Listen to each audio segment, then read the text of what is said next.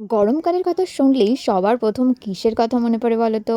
হ্যাঁ, একদম ঠিক ধরেছো। আইসক্রিমের কথা। আর আজকে কিন্তু আমি করব কিছু কিউট আইসক্রিম ড্রয়িং। এমনিতে কিন্তু আমরা এই গরমকালকে ভীষণ অপছন্দ করি। কিন্তু এই গরমকালের আইসক্রিমগুলোকেই আমরা সবথেকে বেশি পছন্দ করি। বেশ অনেকগুলো ফ্লেভারের আইসক্রিম আমি ড্রয়িং করেছিলাম অ্যান্ড প্রত্যেকটাকে রাউন্ড শেপের আমি সাজিয়েছিলাম। আর মাঝখানে কিন্তু সুন্দর করে আমি জুন লিখে দিয়েছিলাম, যেহেতু এখন জুন মাস। পুরোটা দেখতেও কিন্তু অনেক কিউট লাগছিল। আর তোমাদের কোন ফ্লেভারের আইসক্রিমটা খেতে ভালো লাগে সেটা কিন্তু অবশ্যই জানিও। আর ড্রয়িংটা কেমন হয়েছে সেটাও জানিও।